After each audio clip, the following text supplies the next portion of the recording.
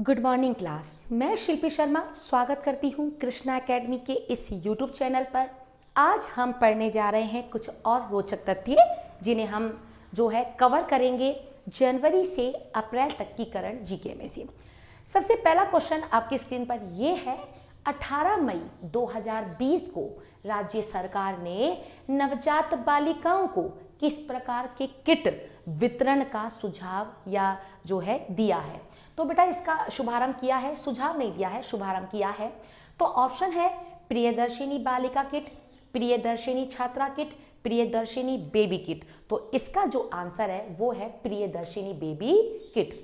बेटा इसमें है क्या, देखिएगा, जब नवजात बच्चों का जन्म होता है तब उन्हें उनके माँ बाप के द्वारा, उनके परिवार वालों के द्वारा घर के कपड़े में ही रैप करके ले जाया जाता है, जिससे इस प्रकार के बच्चों में बहुत सारे इन्फेक्शंस की संभावना बढ़ जाती है और वो जल्दी ही बीमार पड़ जाते हैं। कई रोग जैसे हाइपोथैलेमिया जैसे रोग उन्हें हो जाते हैं। इससे बचने के लिए हमारी गवर्नमेंट ने क्या किया है, अगर लड़की होती है तो जो है बेबी पिंक यानी पिंक कलर का किट उनके माँ बाप को दिया जाएगा, जिसके द्वारा उसमें जो सैनिटाइज जो चीज़ें होते हैं, जो कपड़े होते हैं, उसका प्रयोग करें और बच्चे का स्वास्थ्य जो है वो बढ़िया रहे। अच्छा, बालिकाओं की बात करते हैं तो किट दिया जाएगा बेटा पिंक किट।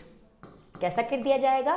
Pink kit. और अगर बात करते हैं लड़कों की तो किट दिया जाएगा ब्लू किट। अगर लड़का होगा तो ब्लू और लड़की होगी तो पिंक किट दिया जाएगा। अभी जनाना हॉस्पिटल की सोनम और मीनाक्षी, इन दोनों महिलाओं, ये दोनों महिलाएं हैं, इनको बच्ची होने पर 2 किट मिले, पिंक किट मिले, और उन महिलाओं का नाम था सोनम और मीनाक्षी, जयपुर के जनाना हॉस्पिटल में। ओके बेटा, तो ये आपको ध्यान रखना है। लर्न कैसे करना है, देखिएगा, किट मिल रहा है तो किसी बेबी को ही तो मिलेगा। बालिका बड़े होने पर क्या करेगी, वो किसी बेबी को मिलेगा। बड़े होने पर तो इतनी संभावना नहीं होती है इन्फेक्शंस की जितना छोटे बच्चे में होती है। तो छोटे बच्चों को हम क्या बोलते हैं बेटा, हम बोलते हैं बेबी। तो इसका आंसर हो जाएगा प्रियदर्शिनी बेबी किट। चलते हैं अगले क्वेश्चन की ओर। 31 मई 2020 को केरल के मुख्य सचिव बनने वाले राजस्थान के निवासी कौन है? इसका आंसर है विश्वास मेहता। ये डूंगरपुर के निवासी थे, कुछ खास नहीं है, बस केरल के सचिव बने हैं। तो ध्यान रखिएगा। तो केरल से कैसे याद करना है कि हमको तो विश्वास ही नहीं होता है कि राजस्थान का भी कोई व्यक्ति केरल में जाकर अपनी सेवाएं दे सकता है, तो भाई विश्वास करना पड़ेगा। बिल्कुल, तो डूंगरपुर निवासी है और क्या नाम है बेटा? विश्वास मेहता। 28 अप्रैल 2020 को राजस्थान में बनी फिल्म को अमेरिका के ग्लोबल म्यूजिक अवार्ड में सिल्वर अवार्ड से सम्मानित किया गया। उस फिल्म का नाम क्या है? ऑप्शन है आपके सामने, पोशंपा, चिड़ी बल्ला, मारो छोकड़ो, नन ऑफ दीस। तो बेटा इसका आंसर जो है वो है चिड़ी बल्ला। अब देखिए, मारवाड़ी वर्ड सारे ही लग रहे हैं, ऐसे ही क्वेश्चन आता है तो हमें याद कैसे करना है भाई? इसको सिल्वर अवार्ड मिला है और म्यूजिक अवार्ड है ना, म्यूजिक अवार्ड मिला है, तो ज़्यादातर गाना चिड़ी से संबंधित ही है। चिड़ी आ जा, कबूतर जा जा जा, है ना, चिड़कली जा जा जा, ऐसा हम इसको कॉमेडी के थ्रू लर्न कर सकते हैं भाई। चिड़ी जा जा जा, कबूतर जा जा जा। तो इस प्रकार के जो गीत हैं चिड़ी वाले, चिड़ी बल्ला, वो हमारे राजस्थान में फिल्माए जाते हैं। तो बिल्कुल इसका आंसर हमारे लिए हो जाएगा चिड़ी बल्ला। ठीक है, इस फिल्म को 38 अंतर्राष्ट्रीय अवार्ड और भी मिल चुके हैं। अगला क्वेश्चन है, राजस्थान उच्च न्यायालय में 6 मार्च 2020 को 6 नए न्यायाधीश को शपथ दिलाई। किसने दिलाई? हमारे राजस्थान के जस्टिस इंद्रजीत महंती ने शपथ दिलाई। 6 न्यायाधीशों का नाम बात आती है, चंद्र कुमार सोनगरा, देवेंद्र, सतीश, प्रभा, मनोज और रामेश्वर। याद कैसे करना है? मुख्य तौर पर इनके नाम भगवान के नाम पर ही है, जैसे चंद्रमा भगवान है, देवेंद्र देवी देवता भगवान है, सतीश आपको याद करना है फिलहाल के लिए, या वैसे भी सतीश पर्यायवाची अगर आपको पता हो तो, सती के ईश यानी भगवान शिव, ध्यान रखिएगा। सतीश शिव जी को बोलते हैं, तो बेटा ये भगवान हो गया। प्रभा, प्रभा सूर्य देवता बिखेरते हैं, तो वो भी हमारे लिए भगवान है। मनोज, जो मन में ही उत्पन्न हो जाए। कामदेव, तो ये भी एक देवी देवताओं में से ही आते हैं, तो ये कामदेव हो गया। और रामेश्वर में तो राम अपने आप ही आ रहा है, हो गया ना बढ़िया ट्रिक। यानी आपको इसमें सभी भगवानों के नाम दे रखे हैं, और इन सभी को जो है 6 नए न्यायाधीशों को शपथ दिलाई थी जस्टिस इंद्रजीत महंती ने। वर्तमान में हाई कोर्ट में 27 न्यायाधीश जो हैं वो हो चुके हैं। तो आई थिंक आपको ये क्वेश्चन भी समझ में आ गया होगा। चलते हैं अगले क्वेश्चन की तरफ। केंद्रीय जल शक्ति मंत्रालय द्वारा वर्ष 2024 तक कितने घरों में जल शक्ति मिशन के तहत पानी कनेक्शन उपलब्ध करवाया जाएगा? बेटा इसमें आपको याद क्या रखना है, मिशन का नाम क्या है? जल शक्ति मिशन। और कब तक का है? 24 तक। कब तक है बेटा? 24 तक। अब कितने करोड़ घरों को? तो बेटा 15 करोड़ घरों को। याद कैसे करना है? 15 से आप ट्रिक याद कर लो, पान का निशान, या 15 से, वैसे 15 पानी वर्ड आ रहा है, तो पानी से संबंधित जो भी डेटा है वो 15 करोड़ हो जाएगा। अब कितना खर्चा आया? लगभग 1350 करोड़ रुपए। लाभ होगा 9 लाख परिवारों को। और अजमेर के 2 गांव जवाजा और पीसांगन, इन दोनों क्या मिला बेटा? इन दोनों को जो है इस श्रेणी में शामिल किया गया है। अगर अजमेर की बात आती है तो पीसांगन और जवाजा, इन दोनों गांवों को इसमें शामिल किया गया है। अगला क्वेश्चन, 2 से 6 मार्च 2020 को 47 वर्ष बाद सीनियर नेशनल कबड्डी टूर्नामेंट का आयोजन कहाँ हुआ? बहुत ध्यान रखिएगा, ये 47 वर्ष बाद की बात है, तो ये हुआ जयपुर में। तो इसके बारे में कुछ एक्स्ट्रा बात नहीं है, आपको इतना ही याद करना है, जयपुर में जो है ये 47 वर्ष बाद सीनियर नेशनल कबड्डी टूर्नामेंट का आयोजित हुआ। अच्छा, जयपुर के बारे में कुछ अगर हम बात करना चाहें तो देखिएगा, जयपुर की स्थापना किसने की थी? तो आपको पता है सवाई जयसिंह ने। सवाई जयसिंह ने जो है 1727 में जयपुर नगर की स्थापना की थी। जबकि जयपुर में जो निकासी व्यवस्था है, जल निकासी व्यवस्था, वो किसने बनाई थी? मैल्कम ने। मैल्कम जो व्यक्ति थे, अंग्रेज व्यक्ति थे, इन्होंने जल निकासी व्यवस्था के बारे में बताया। दूसरी बात, अगर बात करते हैं कि जयपुर नगर की नींव रखी थी, किसने रखी थी? विद्यासागर जी ने रखी थी। तो नींव रखी थी विद्यासागर जी ने, तो वो आपको पता ही है। तो फिलहाल के लिए आपको केवल ये बात ध्यान रखना, सवाई जयसिंह ने और 1727 में। इसके अलावा जयपुर में किला है आमेर फोर्ट, सभी लोगों ने सुना होगा। ध्यान रखना, सबसे ज़्यादा राजस्व एकत्रित करने वाला अगर पर्यटन में कोई स्थल है तो वो क्या है बेटा? आमेर का किला। तो ये आपके लिए कुछ एक्स्ट्रा बातें हो जाएगी। चलते हैं आगे अगले क्वेश्चन की तरफ। 29 फरवरी 2020 को लोकसभा अध्यक्ष श्री ओम बिरला, ध्यान रखिएगा, ओम बिरला द्वारा शुरू किए गए सुपोषित माँ अभियान का संबंध किस क्षेत्र से? सबसे पहले बेटा, ये सुपोषित माँ अभियान है ना, ये जो माताएं हैं, जब गर्भवती माताएं होती है या गर्भकाल के बाद में उनमें बहुत ज़्यादा वीकनेस आ जाती है, बहुत ज़्यादा कमजोरी अनुभव होती है, और उनको, माताओं को अच्छा पोषक भोजन देने के लिए ये योजना शुरू की गई है, सुपोषित माँ अभियान। बेटा कहाँ से है?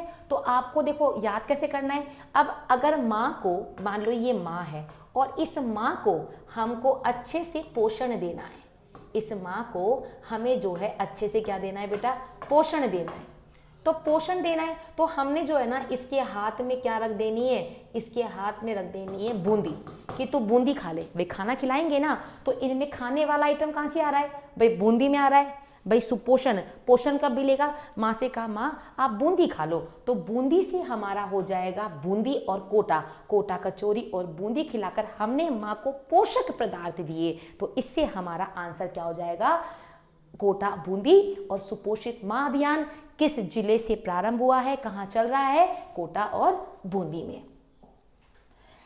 24 फरवरी 2020 को राजस्थान माध्यमिक शिक्षा बोर्ड अजमेर का नया अध्यक्ष बनाया गया है, धर्मपाल जारोली। बेटा इसको स्वयं याद करना है, कोई इसके लिए कुछ एक्स्ट्रा बातें नहीं है, केवल डॉक्टर धर्मपाल जारोली को राजस्थान माध्यमिक शिक्षा बोर्ड अजमेर का अध्यक्ष बनाया गया है। प्रदेश की किस एथलीट ने फरवरी 2020 में 7वीं पैदल चाल चैंपियनशिप जीती है? तो ऑप्शन है शशि मेहता, राखी दीक्षित, भावना जाट या नन ऑफ दिस। तो इसका आंसर है भावना जाट। तो देखो, भावना से भागना, भावना से भागना, तो भागने की बात हो जाएगी, पैदल चाल, पैदल मत चले, थोड़ा भाग ले, तो भागले से हमारा हो जाएगा भावना जाट। तो इस बच्ची को जो है वो पैदल चाल चैंपियनशिप इन्होंने जीती है। 5 फरवरी 2020 को यूनेस्को प्रमुख आंद्रे अजोले ने विश्व विरासत का प्रमाण पत्र किस हेतु प्रदान किया है? जो है जयपुर शहर परकोटे से संबंधित जो है यूनेस्को के प्रमुख के आंद्रे अजोले, इन्होंने ये प्रमाण पत्र प्रदान किया है। कोई खास बात नहीं है, फिर भी आप याद कीजिएगा। ई स्वास्थ्य ऐप क्या है? ध्यान रखिएगा, स्वास्थ्य से संबंधित है, तो मैंने आपको इसमें ऑप्शन नहीं दिया, सीधे इफेक्ट बता दिया है। 1 अप्रैल 2020 से समस्त प्रदेश में डिजिटल हेल्थ सर्वे होगा। अभी जयपुर के गोविंदगढ़ और सीकर के श्री माधोपुर के 44,000 घरों का डाटा लिया जा रहा है। वर्तमान में अभी इसमें अजमेर, जोधपुर, इन जिलों को भी जो है शामिल कर लिया गया है। तो ई स्वास्थ्य ऐप ये चीज है। राजस्थान के राज्यपाल कालराज मिश्र द्वारा रचित किस पुस्तक का विमोचन 5 फरवरी 2020 में उपराष्ट्रपति वेंकैया नायडू ने किया है?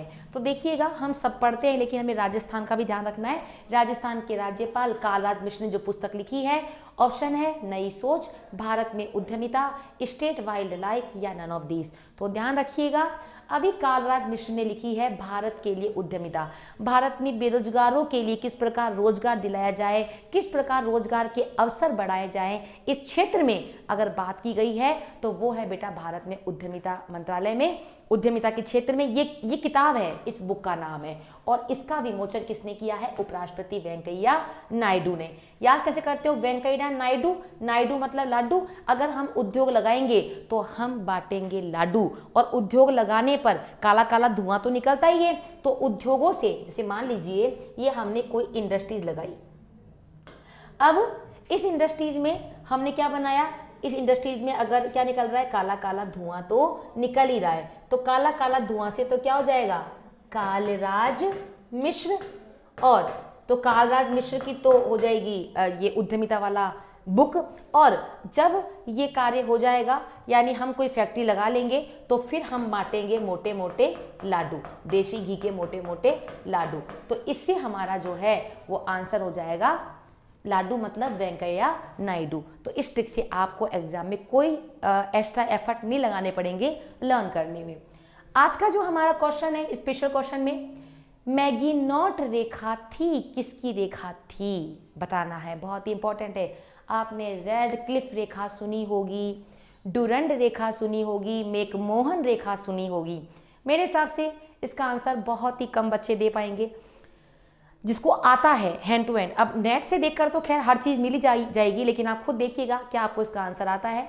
ऑप्शन है फ्रांस और जर्मनी के बीच की सीमा, अमेरिका और कनाडा के बीच की सीमा, भारत और अफगानिस्तान के बीच की सीमा या रेखा, या पोलैंड और जर्मनी के बीच की रेखा। तो इसका आंसर आपको मुझे कमेंट बॉक्स में लिख के देना है। इससे पहले जो मैंने आपसे क्वेश्चन पूछा था, वो पूछा था, एक तो पूछा था कि कान में कितनी हड्डियां होती है, जिसका आंसर मैंने आपको तब ही बता दिया था, 3 और 3 6। उसके बाद में मैंने आपसे एक क्वेश्चन और पूछा, और वो ये था कि रीढ़ की जो हड्डी है उसमें कितनी हड्डियां होती है। तो देखिएगा, रीढ़ की हड्डी कुछ इस प्रकार बनी होती है, ऐसे बनी होती है, देखिए आप जरा, रीढ़ की दिख रहा है ना आपको? हाँ, रीढ़ की हड्डी कुछ इस प्रकार से हम इसको देखते हैं, तो ये एक शेप आ रही है 3 और 3। तो 3 और 3 कितने होते हैं बेटा? 33। तो रीढ़ की जो हड्डी है उसमें कितनी हड्डियां होती है बेटा? 33 हड्डियां होती है। अगला क्वेश्चन आपके लिए ये हो जाएगा, इसका आप मुझे कमेंट बॉक्स में आंसर लिख के दीजिएगा। मिलते हैं अगली क्लास में कुछ अगले या नए फैक्ट लेकर, तब तक के लिए बाय।